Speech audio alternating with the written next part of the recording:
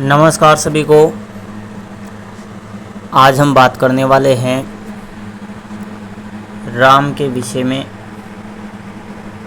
हालांकि इस विषय में हम पहले भी समझा चुके हैं कि आप असली राम तक पहुंचना चाहते हैं तो आपको प्राणों को समझना पड़ेगा। जब तक आप प्राणों को नहीं समझेंगे तब तक आप राम के विषय में कुछ भी नहीं जानते हैं। कुछ भी नहीं मतलब कुछ भी नहीं जानते हैं। ज़्यादा से ज़्यादा आप ब्रह्म तक जान सकते हैं, और वो भी कुछ सिद्धियां प्राप्त होती हैं तब जाके ब्रह्म तक कोई समझ पाता है। और जिन राम की हनुमान जी बात कर रहे हैं वह ब्रह्म से पार हैं, प्राणों की साधना है, और वहाँ तक शब्दों के माध्यम से भी नहीं पहुँचा जा सकता। ये सब चीज़ें अनुभव का विषय हैं और इनको अनुभव से ही जाना जा सकता है। और जो नाम दिया गया है वह राम नाम भी ऐसे ही दिया गया है। अगर यही नाम उसका होता, उस तत्व का नाम राम होता, तो आज राम राम करते हुए समस्त व्यक्ति वहाँ तक पहुँच चुके होते। इसमें ज़्यादा वर्ष भी नहीं लगता है, 12 वर्ष लगता है। तो सब राम राम करके 12 वर्ष में ना सब ब्रह्म जैसी शक्तियाँ अर्जित कर लेते, लेकिन अर्जित नहीं कर पा रहे हैं तो कहीं ना कहीं कुछ तो गड़बड़ है। क्योंकि अगर लोक खोलने का कोड सही होगा तो भले ही उसे बच्चा खोले या बुजुर्ग खोले, कैसा भी व्यक्ति खोले या अनजान व्यक्ति खोले, लोक अपने आप खुल ही जाएगा। अनजाने में भी खुल जाएगा, जानबूझकर खोलेंगे तब भी खुल जाएगा अगर चाबी सही है तो। और अगर चाबी किसी और ताले की है, आप किसी और ताले में लगा रहे हैं तो पूरा जीवन ही लगे रहिए, वो ताला नहीं खुलने वाला। यही यहाँ पर हम समझाने का प्रयास कर रहे हैं, लेकिन अब इतना समझाने के बाद ही नहीं समझ में आए तो फिर क्या ही करे। तो राम के विषय में एक कमेंट आया है कि किसी ने कहा है कि हनुमान जी ऐसे कहते हैं कि राम नाम का विरोध करेंगे तो हजारों ब्रह्मा, हजारों विष्णु, हजारों महेश आपको नहीं बचा पाएंगे। तो इस चीज़ को समझने के लिए आपको या तो दुर्गा को समझना पड़ेगा, या गणेश जी को समझना पड़ेगा, या हनुमान जी को समझना पड़ेगा। अगर आप इनको नहीं समझ पाए तो समझ लीजिए आप बहुत पीछे हैं। वहाँ तक कभी पहुँच ही नहीं सकते जहाँ तक हनुमान जी, गणेश जी, दुर्गा जी पहुँचे हैं। वहाँ तक पहुँचना छोटे मोटी कोई बात नहीं है कि ऐसे ही कुछ चाबी लगाया और खुल गया ताला। उन चीज़ों को समझने के लिए कम से कम हमें गणेश जी को, माता दुर्गा को, हनुमान जी महाराज को, इनको समझना पड़ेगा। और जब तक नहीं समझेंगे तब तक वहाँ तक पहुँचना बहुत मुश्किल है। नामुमकिन तो नहीं है लेकिन है बहुत मुश्किल। तो पहले हमें उस समय में जाना पड़ेगा जिस समय से यह शुरुआत हुई थी। तो सबसे पहले तो हम बात करेंगे प्रमाणों के आधार पर।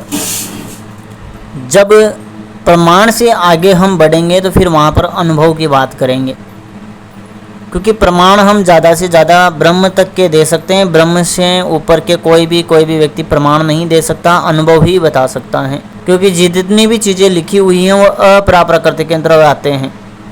आपको राम को समझने से पहले तो आपको अपराप्रकृति को समझना पड़ेगा, प्रकृति को समझना पड़ेगा, पराप्रकृति को समझना पड़ेगा, तब जाके ब्रह्म की बात करेंगे। और फिर राम जिनको ओरिजिनल में कहा गया है तो वहाँ तक तो पहुँचना शायद ही समझ पाए, फिर भी कोशिश करेंगे समझाने की। तो ये हमारा एक ब्रह्मांड है, ये बहुत बड़ा ब्रह्मांड है, छोटा मोटा नहीं है। गैलेक्सियों के बारे में आपने सुना होगा, ब्रह्मांड के बारे में सुना होगा। तो पहले हम बात कर रहे हैं एक ब्रह्मांड की। एक ब्रह्मांड में एक ब्रह्मा, एक विष्णु, एक महेश हैं। ऐसे ही फिर और दूसरा ब्रह्मांड है, उसमें भी ब्रह्मा विष्णु महेश है। तीसरा ब्रह्मांड है, ब्रह्मा विष्णु महेश है। चौथा ब्रह्मांड है, ब्रह्मा विष्णु महेश है। हमारे इस ब्रह्मांड में केवल एक ही ब्रह्मा है, एक ही विष्णु है, एक ही महेश है, एक ही दुर्गा है। ये चीज़ हमें समझना पड़ेगा।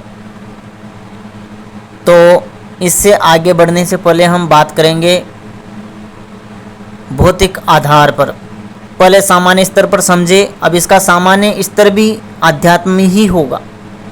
सामान्य स्तर इसका कोई भौतिक से इतना संबंध नहीं है, लेकिन फिर भी समझाने का प्रयास करेंगे। तो शुरुआत करते हैं हम अपरा प्रकृति से। प्रमाण की बात करें तो भगवत गीता को उठा लेते हैं। भगवत गीता में श्री कृष्ण कहते हैं कि मेरी दो शक्तियां हैं, एक है परा प्रकृति, एक है अपरा प्रकृति। अपरा प्रकृति को उन्होंने माया कहा है और अपरा प्रकृति को समझाने के लिए कहा है कि अष्टधा अपरा प्रकृति। अष्टधा अपरा प्रकृति का मतलब होता है 8 प्रकार की अपरा प्रकृति, जिसके अंतर्गत भगवान श्री कृष्ण ने बताया है पृथ्वी, जल, अग्नि, वायु, आकाश 5 तत्व ये, और मन, बुद्धि, अहंकार 3 चीज़ें ये कुल मिलाकर होते हैं 8। और इसको कहा गया है अष्ट यानी 8 प्रकार की अपरा प्रकृति हैं जो नष्ट होनी ही हैं। और इसी अपरा प्रकृति को आध्यात्मिक ओर खींचने का प्रयास करें तो आती है दुर्गा। दुर्गा को समझने के लिए, इस अपरा प्रकृति को समझाने के लिए दुर्गा का निर्माण किया गया, जिसके 8 हाथ हैं। 8 हाथ, और यही है अष्टधा अपरा प्रकृति जो भगवान श्री कृष्ण ने कही है। भगवान श्री कृष्ण कहते हैं कि ये मेरे अंतर्गत हैं, ब्रह्म के अंतर्गत हैं। वहाँ पर आप जो श्री कृष्ण गीता में बोल रहे हैं उनको आप साधारण कृष्ण समझने का प्रयास ना करें। जैसे कि मैं बोल रहा हूँ और ये मेरा शरीर है, तो श्री कृष्ण रूप में ये जो मेरा शरीर है, उस शरीर को आपको श्री कृष्ण नहीं समझना है, तब तो आप उस चीज़ तक पहुंच सकते हैं। पहली बात ये। अब यहाँ पर जो आपको भौतिक रूप में श्री कृष्ण दिखाई दे रहे हैं, जो अर्जुन के सामने बोल रहे हैं, उनको आप सामान्य इंसान न मान के उनके भीतर जो बोल रहा है उसको समझने का प्रयास करें, तब तो आप समझ पाएंगे। वरना फिर वही कन्फ्यूजन हो जाएगी कि ब्रह्मा विष्णु महेश से तो ऊपर दुर्गा हैं, फिर दुर्गा कैसे भगवान कृष्ण के अंडर में चलेगी, कंट्रोल में चलेगी। तो आप उसके अंदर के भाव को समझने का प्रयास करें। जो श्री कृष्ण बोल रहे हैं कि मैं ब्रह्म हूँ, तो वहाँ बात ब्रह्म की चल रही है। तो अष्टधा अपरा प्रकृति ब्रह्म के अंतर्गत हैं और दुर्गा भी ब्रह्म के अंतर्गत ही है। दुर्गा के 8 हाथ हैं, और समझाने का एक तरीका है कि अपरा प्रकृति है, माया है, वही माया है। और उस अपरा प्रकृति के 3 गुण हैं, सत, रज, तम।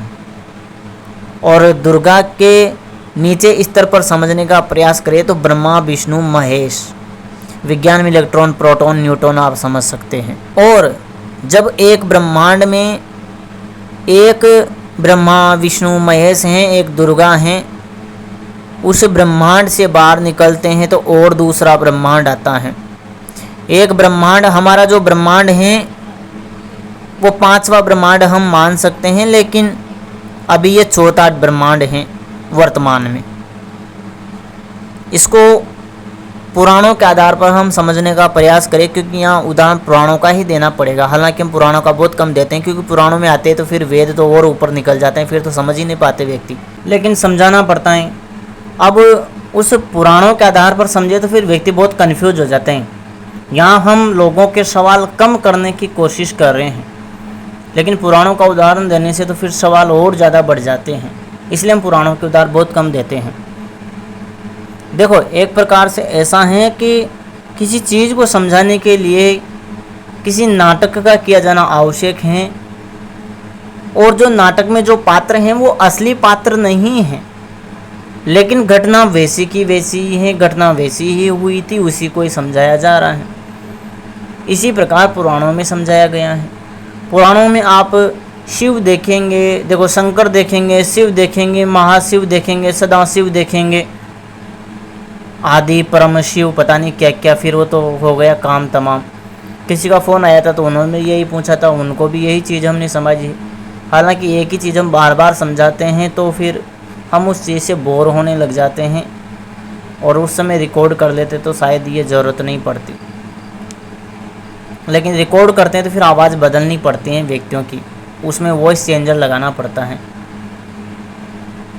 तो हम समझते हैं पुराणों के आधार पर। पहले हम बात करेंगे एक ब्रह्मांड की। 4 ब्रह्मांड हैं, हालांकि 5 हैं। चलो सीधा ही 5 की ही बात करते हैं और चीज़ों को छोड़ते हैं। 5 ब्रह्मांड हैं, 5 ब्रह्मांडों में अलग अलग देवी देवता हैं। चेहरा सब एक जैसा ही है, बस हाथ मुंह थोड़ा अलग अलग हैं। ब्रह्मा का 1 सिर है, 2 सिर हैं, 3 सिर हैं, 4 सिर हैं, 5 सिर हैं। भगवान शिव के भी 1 सिर है, 2 सिर हैं, 3 सिर हैं, 4 सिर हैं, 5 सिर हैं। हनुमान जी के भी ऐसे हैं, गणेश जी के भी ऐसे ही हैं, माता दुर्गा के भी ऐसे ही हैं। सभी देवी देवताओं के इतने इतने सिर हैं। आपको पता होना चाहिए ब्रह्मा जी के पहले 5 सिर थे, भगवान शिव के 5 सिर थे। विष्णु जी का इतना उदाहरण नहीं दिया जाता क्योंकि हमने पुराण कोई एक एक पेज नहीं पढ़ाए हैं, ज़रूरी चीज़ें हमने देखी हैं ज्ञान के लिए। तो वो कभी समय में जब ज़रूरत पड़ जाती तो वो ऑटोमेटिक निकल कर आ जाता है कि हाँ ये उदाहरण है। तो सभी के 5-5 सिर क्यों हैं? वो 5 ब्रह्मांड के प्रतीक हैं, 5 ब्रह्मांडों के प्रतीक हैं। ये हमारा चौथा ब्रह्मांड है, यहाँ ब्रह्मा जी के 4 सिर हैं। भगवान शिव के भी पहले 5 थे, हनुमान जी ने भी 5 सिर बनाए। क्यों? वो सब चीज़ें समझाने का एक तरीका है, लेकिन हम उस चीज़ को समझते हैं, हम कहानियों के आधार पर पढ़ जाते हैं।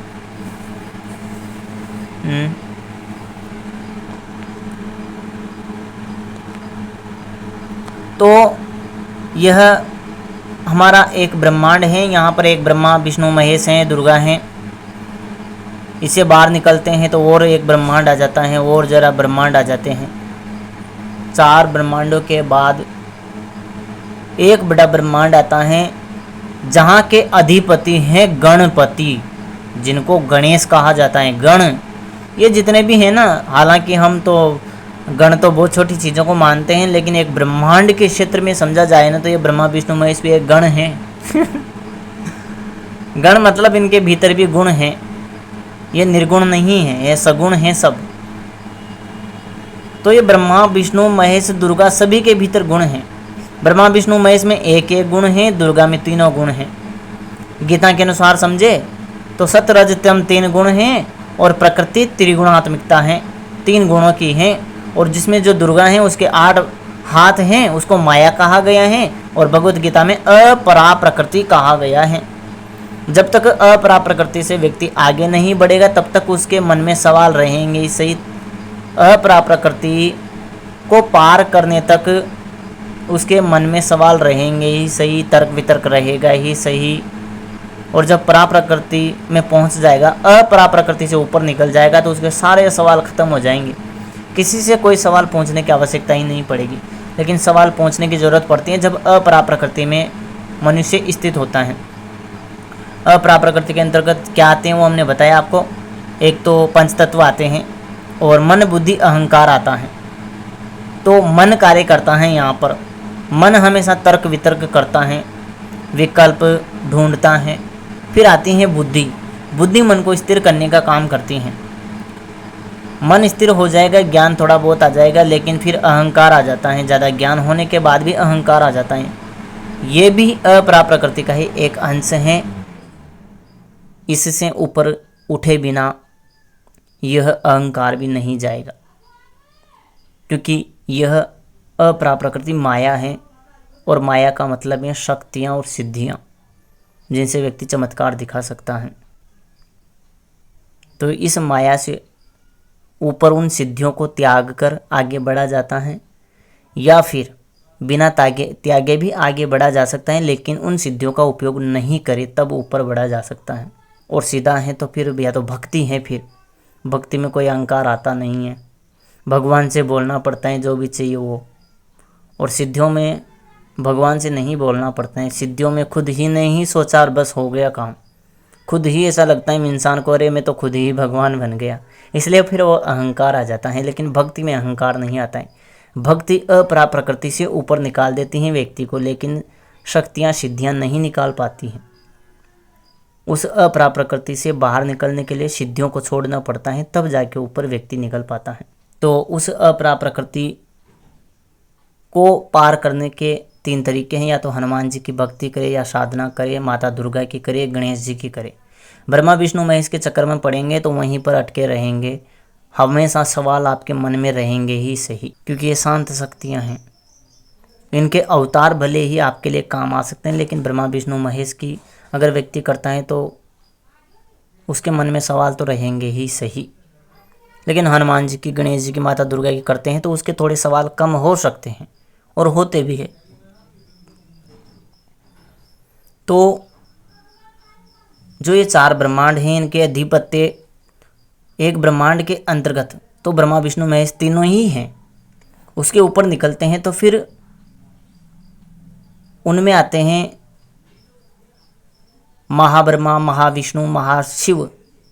महा लग जाएगा और वह ब्रह्मांड बाहर निकल जाएगा। तो वह चारों ही एक प्रकार से गण हैं।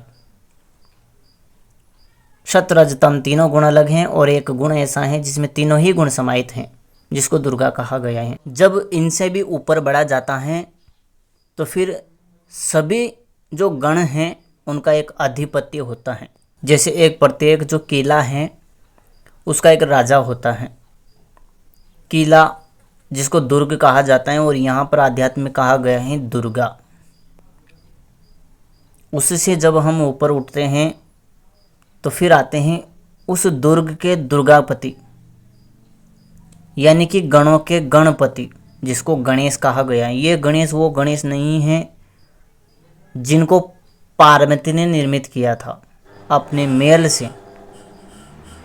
मेल से निर्मित करने वाले गणों के अंतर्गत आ जाते हैं। ये मेल ही है, गणपति को समझ लीजिए मेल ही है। ये मेल अच्छा भी हो सकता है, बुरा भी हो सकता है, तीनों गण इसके भीतर आ रहे हैं। लेकिन ये एक प्रकार से ये जो सर्कल इसमें दिखाया गया है वो गणपति है। ये एक ब्रह्मांड हो गया है, और ऐसे ही ब्रह्मांड 1000 हो जाते हैं, और उन 1000 ब्रह्मांडों के ऊपर एक नियंत्रण है जिसको कहा गया है ब्रह्म, ओमकार। तो वह जो ब्रह्म है उसके आधार पर अगर हम ब्रह्मा विष्णु महेश को समझे तो हजारों ब्रह्मा हो गए, हजारों विष्णु हो गए, और हजारों ही महेश हो गए। ऐसे समझेंगे तब समझ में आएगा। लेकिन हम पहले इस ब्रह्मांड से तो बाहर निकले ना, तब जाके समझेंगे ना कि ब्रह्मांड के पार भी कोई ब्रह्मांड हैं, और उस ब्रह्मांड में भी ब्रह्मा विष्णु महेश हैं। और वैसे ही हजारों ब्रह्मांड है तो हजारों ब्रह्मा, हजारों विष्णु, हजारों महेश हो गए, जो सभी मिलकर एक ओमकार बनते हैं, जिनको लोगों ने राम कहा है, रहीम कहा है, खुदा कहा है, या भगवान कहा है, ईश्वर कहा है। उसको परमात्मा किसी ने नहीं कहा है। उन्होंने अपने धर्म के अनुसार राम कहा है, खुदा कहा है, ईसा मसीह कहा है, जो भी अपने धर्म के अनुसार कहा है। क्योंकि ब्रह्म का कोई नाम है नहीं, निराकार उसको बताया गया है। तो अभी तो कुछ धर्म में तो इस विषय में भी थोड़ा सा कन्फ्यूजन है कि वह निराकार हैं या साकार हैं, तखत लगा के बैठा हैं या निराकार हैं। तो हम तो उसकी तो बात करेंगे नहीं, लेकिन आप एक प्रकार से समझ लीजिए कि हिंदू में जिसको राम कहा गया है वह ब्रह्म हैं, जो हजारों ब्रह्मा, हजारों विष्णु, हजारों महेश के बराबर हैं। ये तीनों ही हजार मिलकर एक ब्रह्म बनाते हैं। इस प्रकार से आप समझ सकते हैं। और ये जो सारे ब्रह्मांड हैं वह अपरा प्रकृति के अंतर्गत आते हैं। अपरा प्रकृति यानी मन, बुद्धि, अहंकार के अंतर्गत आते हैं, और पंच तत्वों के अंतर्गत आते हैं। इन सभी से बाहर निकलने के लिए व्यक्ति के पास चेतना भगवान ने दी है, लेकिन चेतना जागृत होती है ज्ञान से। और ज्ञान कहाँ से मिलेगा? ज्ञान सरस्वती से मिलेगा।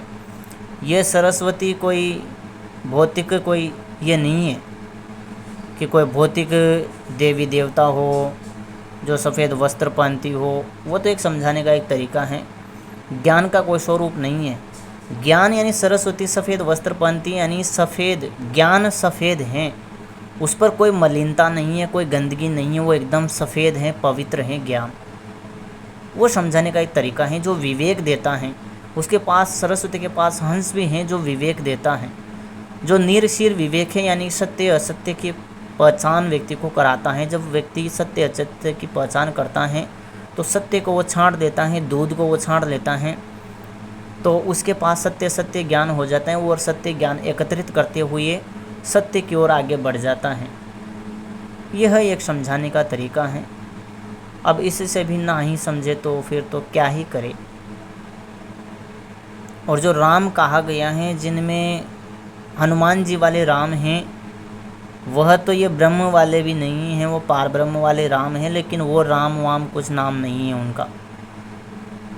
लेकिन लोग साधना तो किसी और की करते हैं और दूसरों को समझाने के लिए बोलते हैं कि भैया राम राम करो, राम का नाम करता हूँ मैं। तो समझिए तो सही। कोई आपका कोई मित्र है, उसका नाम श्याम है, घनश्याम है, कुछ भी है, लेकिन आपका एक उपनाम और निकाल दिया। बेचारा काला है तो उसका नाम कालू लाल निकाल दिया है। अब भले ही उसका नाम घनश्याम हो, उसको कोई भी ना जानता हो, और वह कहीं दूर खड़ा है तो कालू लाल भी कोई नाम पुकारेगा, तो भी आपके मन में उसी व्यक्ति का आएगा नाम, या उसी की छवि बनेगी। क्यों बनेगी? क्योंकि उसका नाम तो घनश्याम है। फिर कालू बोलने से ही क्यों आपके दिमाग में उसका चित्र बन रहा है? क्योंकि आप उस घनश्याम को जानते हैं, इसलिए आपके लिए वो उसका नाम कुछ भी रखो, आपके बस चित्र बने। लेकिन जब तक आप उसको नहीं जानेंगे, मान लो मैं ही मान लूँ और आपका दोस्त का नाम घनश्याम है और आप मेरे सामने करें कि कालू लाल, तो मुझे क्या पता आपके दोस्त का नाम कालू लाल है, घनश्याम है। लेकिन मैं भी अगर कालू लाल किसी को बोलता हूँ तो आपके दिमाग में तो अपने ही चित्र, आपके ही मित्र की आपको याद आएगी ना, उसी नाम से। लेकिन उसका नाम तो नहीं है कालू लाल। तो ठीक वैसे ही जो परब्रह्म हैं, उनको जानने के बाद लोगों ने नाम रखा है कि इसका तो कोई नाम है ही नहीं, तो ऐसा करते हैं हम एक शब्द में समझने के लिए इसको ही नाम रख देते हैं और उसका नाम रखते हैं राम। फिर वह नाम राम रख दिया गया। अब जो जानते हैं वो तो राम बोलेंगे तो भी वो उस स्मृति में पहुंच जाएंगे। लेकिन दूसरे के लिए, अभी मान लो ठीक है राम में बोलता हूँ तो आप तो ब्रह्म तक भी पहुंच जाएंगे कि ब्रह्म राम है।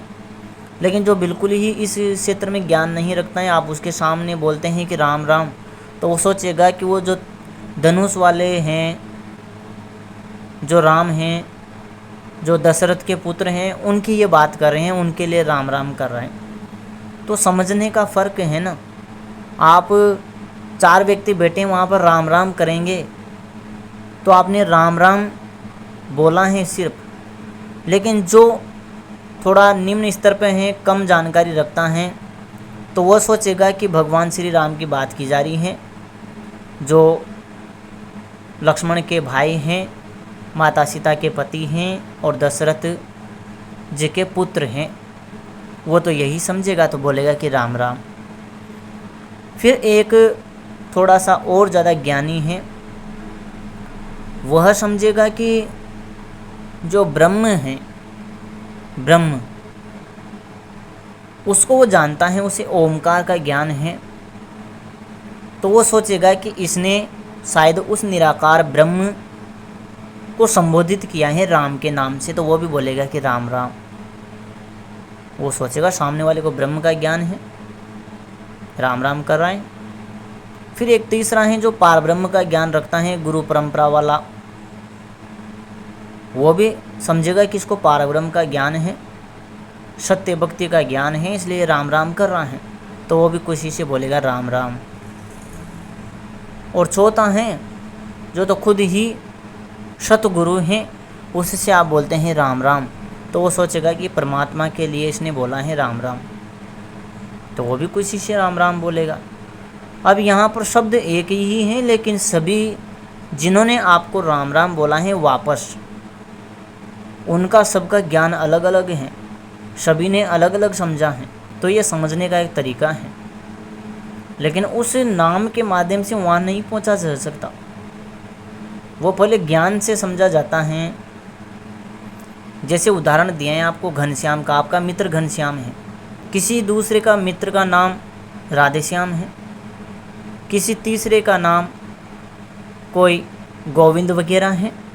3 दोस्त हैं और तीनों के ही दोस्त अपने मित्र को कालूलाल कहते हैं। अब तीसरा वहाँ पर कोई इंसान खड़ा हुआ है, उसके मित्र का नाम कालूलाल ही है। उसने कहा कि अरे कालू भाई यहाँ हो। तो अब उसने तो उसके मित्र को बुलाया है, लेकिन आपको उस शब्द सुनकर आपने अपने मित्र की याद आई है। तीनों ही व्यक्तियों के मित्र अलग अलग हैं और एक ही नाम से तीनों ही अपने अपने मित्र के बारे में सोच रहे हैं। एक ही होता तो फिर सभी के मन में एक ही आना चाहिए। वह ज्ञान के आधार पर आता है कि बात किस चीज़ की जा रही है, और वह ज्ञान कहाँ से आएगा? वह ज्ञान सरस्वती से आएगा, क्योंकि जो अष्टधा अपरा प्रकृति है वह 5 महाभूतों के अंतर्गत आ रही है। पृथ्वी जल अग्नि वायु आकाश तो अलग से हो गए, फिर उसके बाद मन आ गया। मन से भी बाहर निकलना बहुत मुश्किल होता है, मन को काबू में करना भी मुश्किल होता है। फिर आती है बुद्धि। बुद्धि से व्यक्ति मन पर काबू कर सकता है। फिर बुद्धि से भी ऊपर आता है अहंकार। अहंकार अच्छी अच्छी बुद्धि को भी धूल में मिला देता है, अच्छी अच्छी बुद्धिमान व्यक्तियों को भी ना रास्ते से भटका देता है अहंकार। एक अहंकार के आधार पर समझने का प्रयास करें तो रावण का नाम आता है। उसके समान दूसरा कोई विद्वान नहीं था। उसके 10 सिर थे। क्या वास्तव में 10 सिर थे उसके? नहीं, बिल्कुल भी नहीं थे 10 सिर। फिर दशानंद क्यों कहा जाता है? एक व्यक्ति के पास एक सिर है, वह कितना बुद्धिमान हो सकता है, दिमाग लगाइए। लेकिन इतने ही ज़्यादा बुद्धिमान 10 व्यक्ति हो जाए, उतना ज्ञान अकेला रावण रखता था, इसलिए उसको दशानंद कहा जाता था। यानी कि 10 व्यक्ति, एक व्यक्ति में जितना अनंत ज्ञान हो सकता है उससे 10 गुना ज्ञान रावण के पास था, लेकिन अहंकार ने उसको डुबो दिया ना। तो यही चीज़ समझाने का हम यहाँ प्रयास कर रहे हैं। वो अहंकार अंतिम सीमा है इस अष्टधा अपरा प्रकृति की। एक समय में हमें भी अहंकार आया था अपनी शक्तियों का और सिद्धियों का। ऐसे सोचने मात्र से ही हवा को बढ़ा दो, घटा दो, आग को बुझा दो, आग लगा दो, पानी बरसा दो, पानी को रोक दो, ये चीज़ें हमने अनुभव की हैं।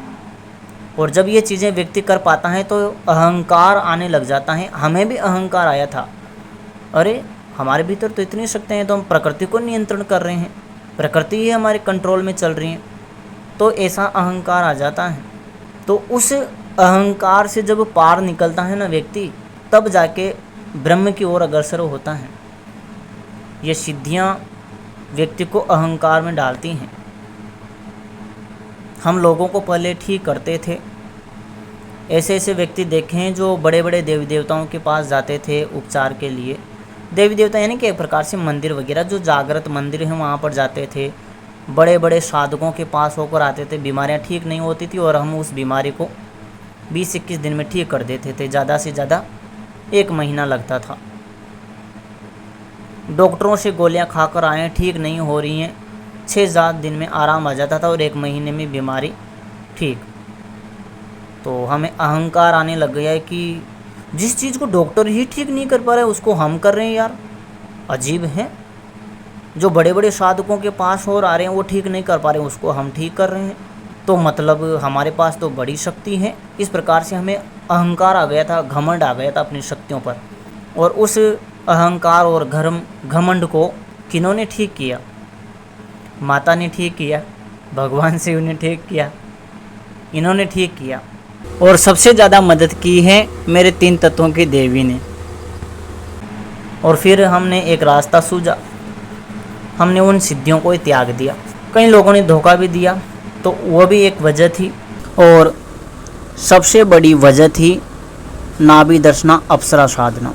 तो इस प्रकार से व्यक्ति अहंकार आ जाता है शक्तियाँ और सिद्धियाँ आने पर, और उस अहंकार से ऊपर निकले बगैर कोई भी उस तत्व तक नहीं जा सकता, ब्रह्म तत्व तक नहीं जा सकता। जितने भी ब्रह्म ज्ञानी हैं उनसे आप पूछेंगे, कोई चमत्कारी व्यक्ति होगा तो उससे पूछेंगे तो वो यही कहेगा, अरे ये मैं नहीं करता, ये तो सब भगवान अपने आप करते हैं, जो मुझे चाहिए वो भगवान करते हैं। वहाँ पर अहंकार नहीं होता है। लेकिन ये मैंने किया, वो मैंने किया, जो दूसरे व्यक्तियों से नहीं हुआ, मैंने चुटकियों में ठीक किया। इस प्रकार से जब जहाँ बात आती हैं बातें, वहाँ पर अहंकार आ ही जाता है। और नवान साधना हमने की थी तो कई चीज़ें प्राप्त हुई थी। यहाँ तक कि अगर एक जगह बैठकर सोच लो ना कि मुझे वहाँ पर जाना है, तो आपका शरीर उसी जगह पर दिखने लग जाएगा। तो ऐसी सिद्धियाँ जो पुराने समय में थी, ऐसी सिद्धियाँ भी नवान मंत्र से मिली, और उन चीज़ों से मुझे अहंकार आया था। जब वो अहंकार ख़त्म हुआ तब जाके वहाँ तक उस चीज़ को समझ पाए।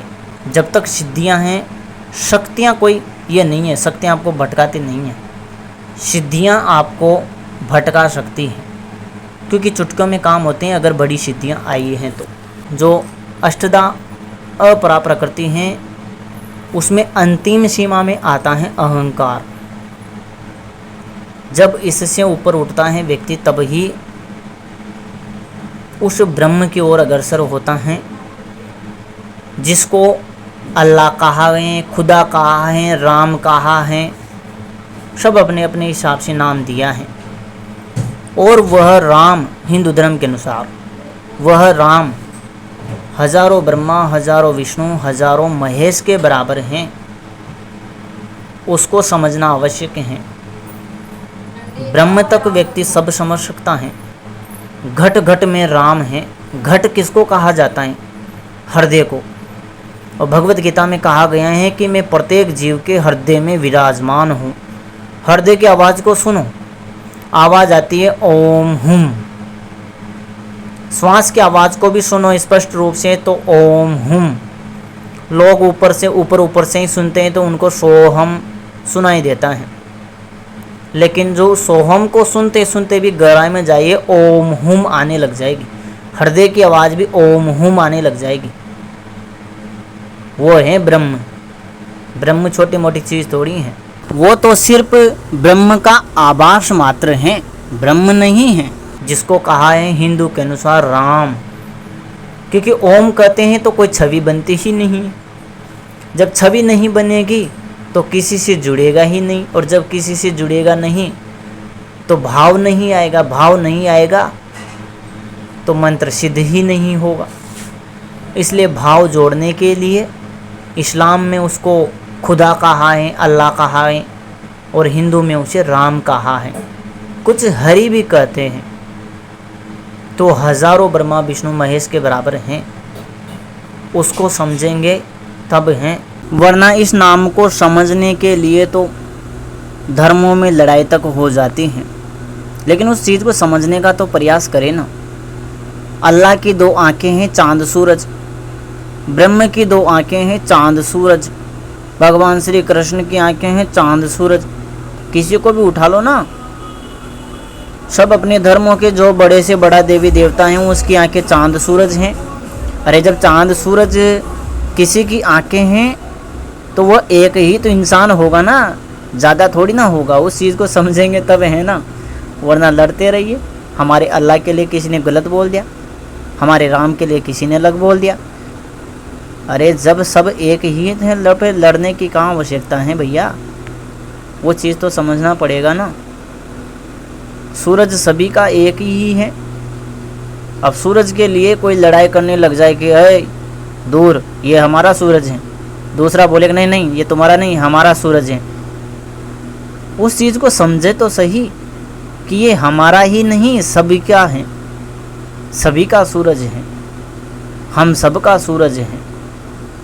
जब उस चीज़ को समझ जाएंगे, राम को समझ जाएंगे, खुदा को समझ जाएंगे, तो लड़ाई किस चीज़ की होगी?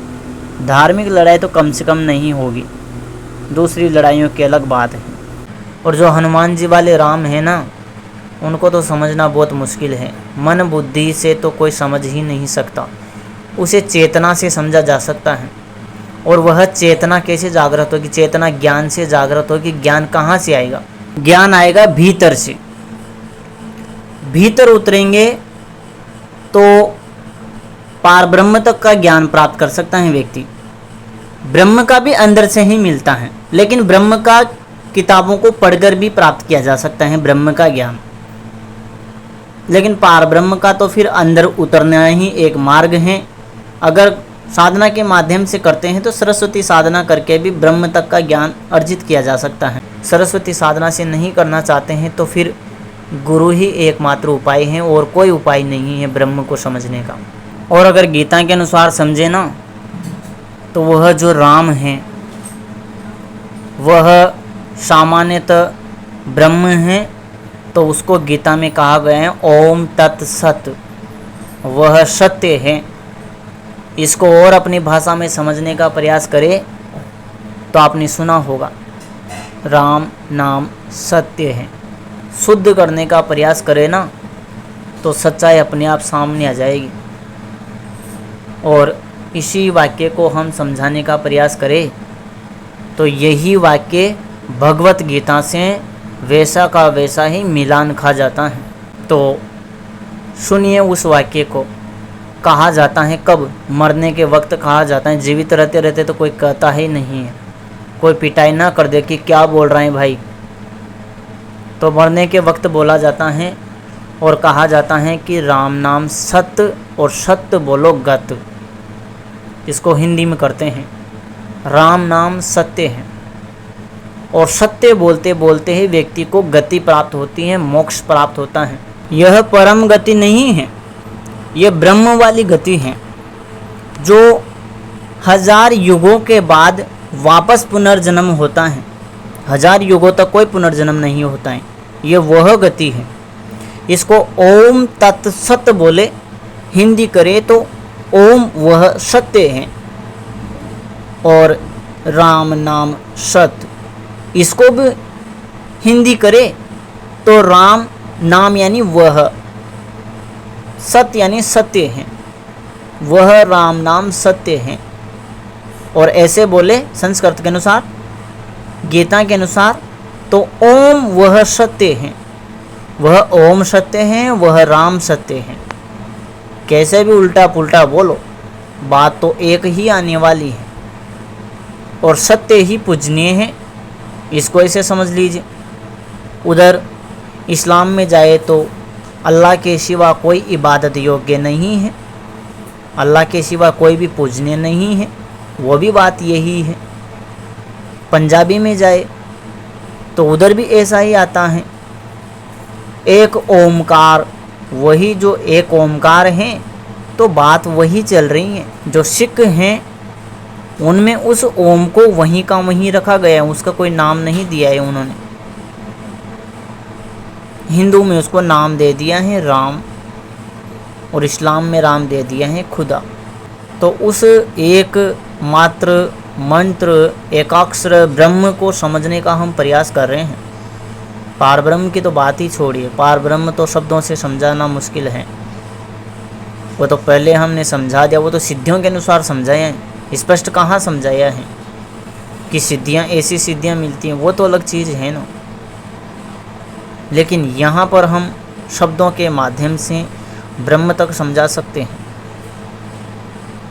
और पार ब्रह्म को स्पष्ट रूप से समझाने के लिए तो अंदर उतरना पड़ेगा, सभी को उतरना पड़ेगा।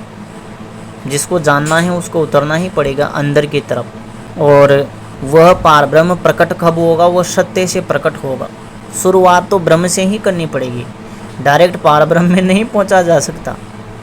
इस ब्रह्मांड के अंदर से ही शुरुआत करनी पड़ेगी, डायरेक्ट दूसरे ब्रह्मांड की शुरुआत नहीं होने वाली। हमें सीढ़ी बाय सीढ़ी चढ़ना है। हम ज़्यादा से ज़्यादा 2 सीढ़ियों को छोड़कर तीसरी सीढ़ी में पहुंच सकते हैं, लेकिन चौथी सीढ़ी में एक साथ नहीं पहुंच सकते। पहुंचने का प्रयास करेंगे, नीचे आएंगे और हाथ पैर तुड़वाएंगे अपने। इसको सरल भाषा में समझिए, शब्दों के आधार पर ब्रह्म को समझाने का हम प्रयास कर रहे हैं। कहा गया है ना कि झूठ बराबर पाप नहीं और सांच बराबर तप नहीं। यानी कि सबसे बड़ा पाप झूठ बोलना है और सबसे बड़ा तप है सत्य बोलना। आगे कहा गया है जिसके हृदय सांच हैं उनके हृदय आप हो। और जिनके हृदय में, हृदय कौन? वही प्रत्येक जीव के हृदय में मैं विराजमान हूँ। अहम ब्रह्मास्मि, ओम एकाक्षर ब्रह्म, ओम हुम। समझने का प्रयास कीजिए उसे। तो जिसके हृदय सांच हैं उसके हृदय आप हो। जो सच्चाई पर हैं, जो सत्य बोलता है, उसको कोई साधना वादना करने की आवश्यकता नहीं है। उसके हृदय में तो आप हो। बोल दिया उसने, वही हो जाएगा। जो उसको चाहिए वो मिल जाएगा। बस सत्य की आवश्यकता पड़ेगी। बिना सत्य के तो बस फिर वही भूत प्रेतों की साधना करनी पड़ेगी। वही दे सकते हैं हमें धन दौलत वगैरह। ब्रह्म माया से परे हैं तो फिर वो माया छूट जाती है। व्यक्ति खाना कम खाने लग जाते हैं, मित्रों से मिलना बंद कर देते हैं, घूमना फिरना बंद हो जाता है, धन दौलत के पीछे पड़ना बंद हो जाता है। और यही चीज़ें तो व्यक्ति चाहता नहीं है। व्यक्ति तो धन दौलत चाहता है, तो उससे ब्रह्म से नीचे ही रहना चाहिए। ब्रह्म तक पहुंचने का मतलब है इधर की भौतिकता में थोड़ी कमी हो जाएगी। ना ही भूख लगेगी, ना ही प्यास लगेगी। खाना भी कभी कभी याद आएगा, कोई बोलेगा तो पता चलेगा भी खाना भी नहीं खाया। और भूख लगती ही नहीं तो पता कैसे चलेगा? ना बाथरूम वगैरह आता है और ना ही व्यक्ति किसी से ज़्यादा बातचीत करता है। ज़्यादातर वो मौन ही रहता है, बात कम करता है, ज़्यादा व्यक्तियों से घुलना मिलना पसंद नहीं करता है। ये ब्रह्म साधना की शुरुआत है, वो गुण आने लग जाते हैं। ब्रह्म निर्गुण निराकार है तो कौन से गुण से व्यक्ति प्रभावित होगा? उस चीज़ को समझने का तो प्रयास करें। तो यहाँ पर हम ब्रह्म की ही जानकारी देने का प्रयास कर रहे हैं। राम तक कैसे पहुँचेंगे? पहली बात तो आपको सत्य बोलना पड़ेगा। पहला नियम तो ये है। जीवों पर दया करना पड़ेगा, करुणा होनी चाहिए। ज़रूरतमंद की अगर मदद करने लायक है तो मदद करनी पड़ेगी। धैर्य, क्षमा करना पड़ेगा, सदाचार का पालन करना पड़ेगा, तब पहुंचते हैं सत्य तक। ऐसे ही सत्य तक हर कोई थोड़ी ना पहुंच पाता है। ब्रह्म तक पहुंचने के तो दो रास्ते हैं, अच्छा भी है बुरा भी है, लेकिन सत्य तक पहुंचने का सिर्फ एक ही मार्ग है, वो सत्य है। और उस सत्य के लिए गुरु का होना आवश्यक है। ब्रह्म तक पहुंचना चाहते हैं, ब्रह्म तक आप सरस्वती साधना कर लीजिए, पहुंच जाएंगे, समझ जाएंगे। पहुंच नहीं जाएंगे, समझ जाएंगे। वह ज्ञान आ जाएगा, वो चेतना का विकास हो जाएगा। क्योंकि ब्रह्म तक मन बुद्धि अहंकार, यानी बुद्धि भी नहीं जाती है, मन भी नहीं जाता है, चेतना जाती है। और वह चेतना कैसे जागृत होगी? वह या तो गुरु का ज्ञान लेने से जागृत होगी या सरस्वती की साधना प्राप्त करके वह विवेक जगाना पड़ेगा, तब जाके होगी। क्योंकि ब्रह्म मन और बुद्धि से परे हैं। तो मन से हम सोचकर ब्रह्म तक नहीं जा सकते। बुद्धि कितनी ही लगा ले, ब्रह्म तक नहीं पहुंच सकते। चेतना वहाँ तक जाती है, चेतना से ही समझ में आता है। दूसरा कोई मार्ग नहीं है समझने का। इसलिए हम यहाँ भले उस चेतना को वहाँ पहुँचाकर उस ब्रह्म से जोड़कर उस चेतना को समझाने का प्रयास करें, लेकिन नहीं समझ आएगा। जब तक वहाँ तक चेतना नहीं पहुँच पाएगी, कितना ही समझा लो, वही कोरी कल्पना ही एक प्रकार से है। हम कितना ही समझा ले, हम कितना ही राम राम बोल ले, आप वहाँ तक ही पहुँचेंगे जहाँ तक आपका ज्ञान है। जैसे एक ही मित्र बोल तो कालुलारी रहा है, लेकिन सभी के दिमाग में अलग अलग छवि है। वही होगा और वही होने वाला है। इस वीडियो को सुनने के बाद भी वही होने वाला है। जहाँ तक बुद्धि पहुँचेगी वहाँ तक ही समझाया जा सकता है। और ये सब अपरा प्रकृति के अंतर्गत आ रहा है। अपरा प्रकृति में ये मैं ऑडियो रिकॉर्ड कर रहा हूँ, ये एक ना एक दिन समाप्त होने वाला है। ये तो होना ही है, समाप्त होने वाला है। फिर आता है परा प्रकृति। मैं आज बोल रहा हूँ, आज रिकॉर्ड कर रहा हूँ, वीडियो भी डिलीट हो जाएगा, कुछ भी नहीं बचेगा। फिर भी इसी आवाज़ को, इसी ध्वनि को जो मैं बोल रहा हूँ, इसको ब्रह्मांड से सुना जा सकता है, कभी भी किसी भी वक्त सुना जा सकता है। ऐसे ही एक चीज़ को हमने सुना था, जो नारायण दत्त श्रीमाली जी था, उनका एक कुछ क्रिया बता रहे थे, उसको सुना था। हालांकि वो तो वर्तमान में जीवित नहीं है, लेकिन आज से 7-8 साल पहले उन्हीं की आवाज़ को हमने सुना था, वो क्या क्या बोल रहे हैं। तो जो ध्वनि है, कहा गया है कि शब्द ही ब्रह्म है, और ब्रह्म तो समाप्त होता नहीं है। तो आप जितने भी बोल रहे हैं ना, वो सब रिकॉर्ड हो रहा है, जिसको वायु बोले या आकाश बोले, आकाश मार्ग में सब रिकॉर्ड हो रहा है। जिसने आज दिन तक जो भी मुंह से शब्द निकाला है, सब रिकॉर्ड हो रहे हैं। जिसने भी स्वप्न देखा है, वो सब रिकॉर्ड हो रहे हैं। कोई भी चीज़ नष्ट नहीं होने वाली है।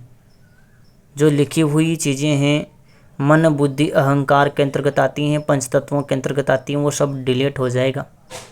लेकिन ये वाणी आ रही है, आकाश तत्व आ रहा है, ये भी समाप्त हो जाएगा। लेकिन इसको एक रिकॉर्ड होता है, उस रिकॉर्ड में ये दर्ज होता है, और जब तक ये पृथ्वी रहता है, ब्रह्मांड रहता है, तब तक उस चीज़ को कभी भी किसी भी वक्त सुना जा सकता है। जब यह युग परिवर्तन होता है, यानी कि युग की हम बोलेंगे नहीं, कल्प बदलता है, जब कल्प परिवर्तित होता है, तो जो हम बोल रहे हैं ये आकाश मार्ग से भी डिलीट हो जाता है। लेकिन इतना ज़रूर है, आज कलयुग में इसको बोल रहे हैं, तो ये कलयुग के जहाँ तक अंत कलयुग का नहीं होगा, तब तक इस ध्वनि को, इस आवाज़ को सुना जा सकता है ब्रह्मांड के जरिए। और जब कल्प बदलेगा, यानी कि कलयुग के बाद सतयुग आएगा, तो सतयुग में मेरी इस आवाज़ को नहीं सुना जाएगा, क्योंकि अब वहाँ पर नया कलयुग आने वाला है। सतयुग में कोई बात बोली गई है, तो वहाँ उसको आज सुना जा सकता है, कलयुग के अंत तक सुना जा सकता है। लेकिन कलयुग समाप्त होने के बाद नया सतयुग होगा। कल्प में सारी चीज़ें, देखो, जो एक युग परिवर्तन होता है, इसमें तो यहाँ की चीज़ों को हटा दिया जाता है। ये तो 100-200 साल में ही डिलीट हो जाती हैं। भगवत गीता भी डिलीट हो जाती, लेकिन आगे बढ़ती जा रही हैं, तो बची हुई हैं। लेकिन जैसे ही कल्प बदलेगा, भगवत गीता भी डिलीट हो जाएगी, यहाँ तक कि ब्रह्मांड से भी डिलीट हो जाएगी। ब्रह्मांड में भी उसको कोई नहीं सुन सकता। अभी तो कोई सुन भी सकता है उसको, भले लिखी हुई जितनी भी भगवत गीताएं वो नष्ट हो जाए, लेकिन उसको फिर भी कोई भी व्यक्ति सुनकर निकाल सकता है, लिख लिख कर निकाल सकता है, सुन कर लिख सकता है। लेकिन जैसे ही कल्प बदलता है, तो भौतिक चीज़ें तो नष्ट होती हैं, अभौतिक चीज़ें भी नष्ट हो जाती हैं। यानी कि जो ब्रह्मांड में आवाज़ें गूंज रही हैं, वो भी नष्ट हो जाती हैं कल्प बदलते ही। क्योंकि कल्प बदलने पर सारी चीज़ें नई की जाती हैं, नई बनाई जाती हैं, नए ब्रह्मा विष्णु महेश बनते हैं, हर चीज़ नई बनती है। और जो हमारा शरीर है, सूक्ष्म शरीर है, उसको थोड़ा और गहराई में समझने का, खैर उसको सूक्ष्म शरीर के माध्यम से ही समझेंगे, उस गहराई में हम समझाएंगे तो कुछ समझ में नहीं आएगा। तो जो सूक्ष्म शरीर है, जिसको भगवत गीता में आत्मा कहा है, तो वह कभी नष्ट नहीं होगा, भले ही कितने ही कल्प बदले, कुछ भी हो, कभी नष्ट नहीं होगा। यही एक चीज़ है जो नष्ट नहीं होगी।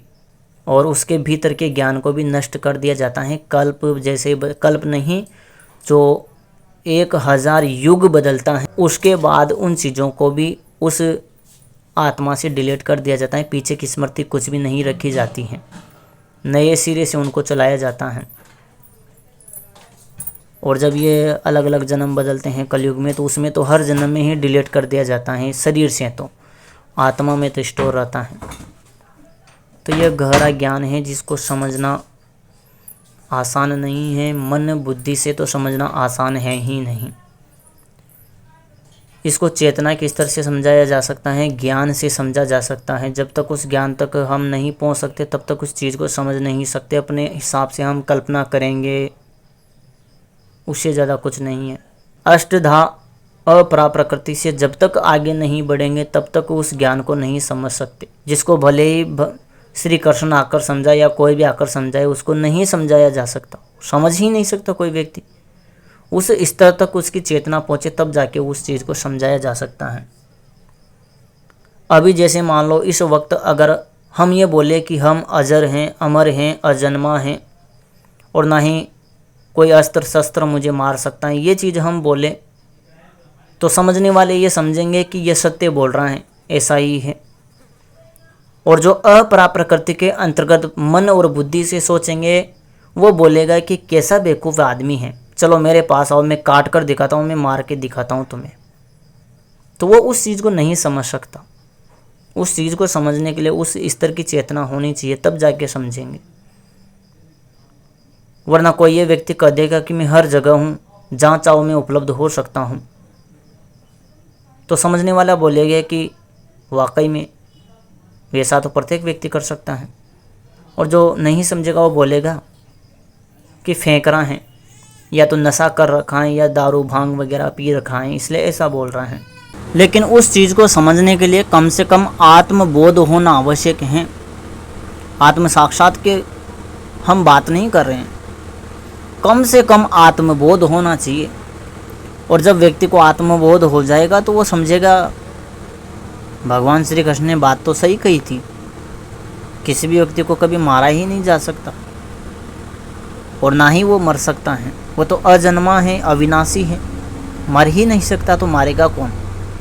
लेकिन उस चीज़ को कब समझेंगे? जब आत्मबोध होगा, जब आप अपने ही शरीर को अपनी आँखों से देखेंगे। और किसी अग्नि में खड़े हो जाइए, किसी पानी में डूबकर मरने की कोशिश कीजिए।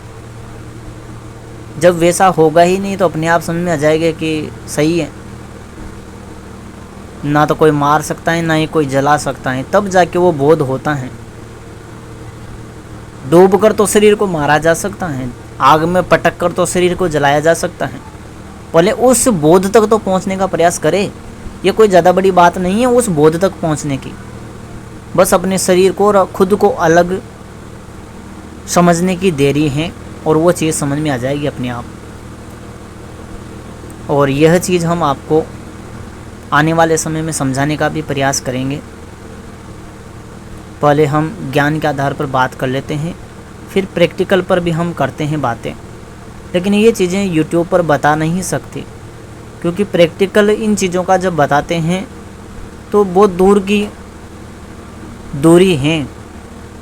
बताने वाला यहाँ बैठा है, करने वाला बहुत दूर बैठा है, बीच में वीडियो कॉल बंद हो गई, उसके आसपास कोई है नहीं। तो इन चीज़ों में थोड़ा सा है नुकसान जैसा है। बताने वाला पास में होना आवश्यक है। वरना ऐसा है कि कोई एक, हालांकि उसको फनी जोक कहा जा सकता है, कि किसी ने टीवी में योगा कर रहा था और बोला कि सांस अंदर लीजिए, जब मैं बोलूं तभी ही छोड़ना है। उसी समय बिजली चली गई और बस हो गया काम तमाम। हालांकि ये तो एक मजाक था, लेकिन सूक्ष्म जगत की जब बातें की जाती हैं तो यही चीज़ें हकीकत हो जाती हैं। बताने वाला दूर है और वहाँ से बोल बोल कर बता रहा है, आप सुन रहे हैं, शरीर से बाहर निकल रहे हैं। और फिर बाहर कोई पकड़ लेता है तो बस सोए हुए रहिए, कितने ही टाइम निकले सोते रहिए, उठने का कोई नाम ही नहीं है। तो ये चीज़ें ऐसे दूर से नहीं की जाती हैं, पास में की जाती हैं। और इन चीज़ों को प्रैक्टिकल दिखाया भी जा सकता है, दूसरों को दिखा सकते हैं, खुद को निकल कर बाहर देख सकते हैं कि ये तो शरीर पड़ा है, हम कौन हैं। फिर अपने आप को ही दीवार से टक्कर मारिए, मरते हैं कि नहीं मरते हैं देखें, हैं कहीं अग्नि जल रही है वहाँ जाकर खड़े हो जाइए। तो ये चीज़ें बुद्धि से नहीं समझी जा सकती, ये चेतना से समझने की बातें हैं। इसलिए जो जिस चीज़ की बात की जा रही है वो ब्रह्म तक सीमित है। कितना ही हम समझाने का प्रयास करें नहीं समझ सकते ना, अनुभव की चीज़ें हैं। और यहाँ पर मैं ऐसा बोल करके अनुभव की चीज़ें बताने से नहीं समझ में आएगा, तो ऐसा मैं कह कर पल्लू भी नहीं झाड़ रहा हूँ कि चलो पीछा छूटेगा, बताना नहीं पड़ेगा। बात पीछा छुड़ाने की नहीं है, बात यह है कि उसको समझने का प्रयास करे, अपने उस स्तर को बढ़ाने का प्रयास करे। और सामान्य रूप से तो उसको ज्ञान के आधार पर समझने का प्रयास करे, वेदों के अनुसार समझने का प्रयास करे, ब्रह्म को समझने का प्रयास करे। आत्मबोध की चीज़ें तो भगवत गीता में भी बताई गई हैं, लेकिन समझे तब हैं। सारी चीज़ें ही मैं ज़्यादातर चीज़ें भगवत गीता से निकालता हूँ। और कोई सोचता है कि ये भगवत गीता में तो चीज़ें लिखी नहीं है, कहाँ पर लिखी हुई है? जब उनको बताए तो क्योंकि एक ही चीज़ के 6-7 अर्थ निकलते हैं, तो कोई अलग निकाल रहे हैं, कोई अलग निकल रहे हैं, तब जाके समझ में आता है कि बात किस चीज़ की हो रही है। तो वो भी चीज़ें चेतना के अनुसार समझ में आती हैं कि इस एक ही चीज़ का कितना स्तर हो सकता है। एक कहानी 100 व्यक्ति सुन रहे हैं और उस एक कहानी से 100 व्यक्ति अलग अलग चीज़ सीखेंगे। कहानी एक ही है लेकिन सीखेंगे अलग अलग 100 के 100 व्यक्ति।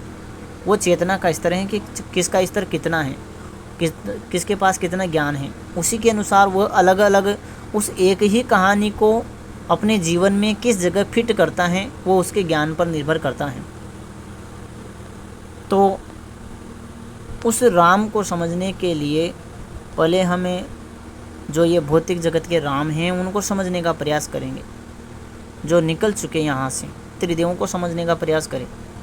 त्रिदेवों को समझ में आ जाए तो फिर हनुमान जी को, गणेश जी को, माता दुर्गा को समझने का प्रयास करें। जब ये 3 चीज़ें समझ में आ जाए तो फिर ब्रह्म को समझने का प्रयास करें। अभी हाल फिलहाल तो ब्रह्म तक की ही बातें ठीक हैं, पार ब्रह्म में तो जाने का प्रयास ही नहीं करेंगे, क्योंकि वहाँ पर तो फिर वही सवाल जवाब कन्फ्यूजन सब। ब्रह्म को समझ जाएंगे तो समझ लीजिए आपके सारे सवाल ख़त्म, कोई सवाल बचेगा ही नहीं। आशा करता हूँ आपके समझ में आया होगा। फिर भी कुछ रह जाता है तो आप हमें ज़रूर बताएं। नमः शिवाय। नमः श्री कालिके।